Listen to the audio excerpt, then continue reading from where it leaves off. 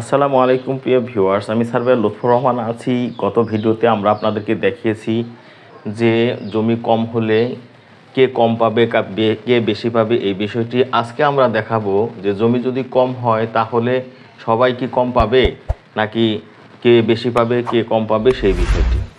তো এখানে জমির মালিক হচ্ছে আসগর আলী। জমির পরিমাণ হচ্ছে 12 শতক।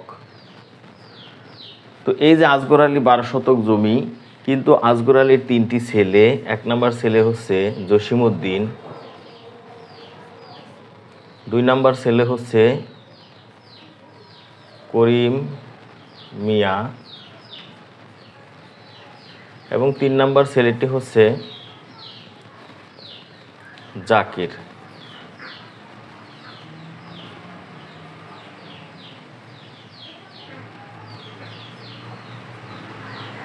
তো যেহেতু আসগর আলীর 12 শতাংশ জমি, পৈতৃক সূত্র হিসেবে জসিমউদ্দিন, করিম মিয়া এবং জাকির মিয়া এই 3 জনের মালিক। তো প্রত্যেকেই তাহলে পায় কত করে? 4 শতক করে। 4 শতক, করিম মিয়া 4 শতক, জাকির মিয়া 4 শতক, এই মোট হচ্ছে 12 শতক জমি। কিন্তু দেখা গেল এখানে নকশার ঘেরে জমি আছে 10 শতক।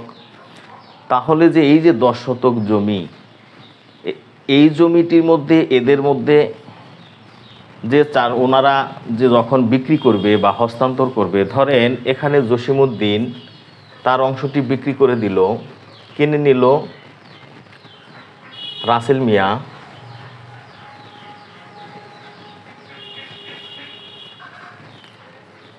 চার শতক কিনে নিল। কার অংশটি? জসিমের অংশটি।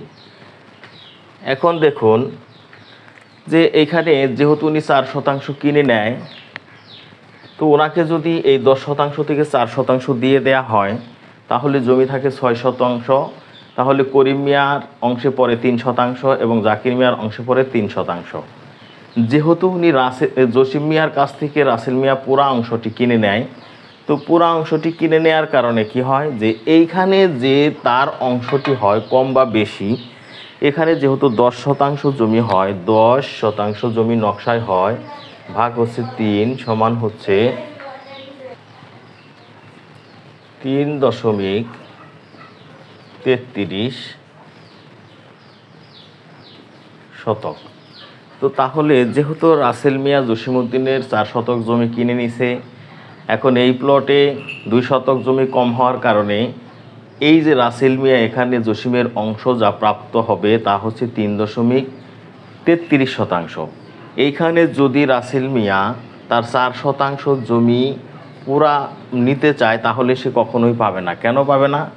সে যেহেতু একজনের অংশ কিনে নিছে, সেখানে কম বা বেশি হলে সেই একজন যতটুকুর মালিক হবে ততটুকুই তাকে নিতে হবে। এখানে রাসেল মিয়া যদি বলে যে না, আমি আগে ক্রয় করছি, আমি বেশি নেব, এবং যেহেতু আমার দলিল আগে, আমি অবশ্যই জায়গা 4 শতাংশই পাবো, এটি হবে একটি ভুল কথা। কারণ হলো যে আসগর আলীর ওয়ারিশান হিসেবে জসিম, করিম এবং জাকির প্রত্যেকেই সমপরিমাণ সম্পত্তির মালিক।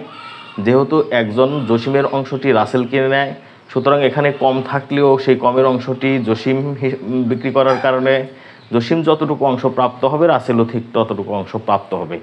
তো এইভাবে যদি বেশি থাকে তাহলে এই বেশি অংশটিও তিনি প্রাপ্ত হবে।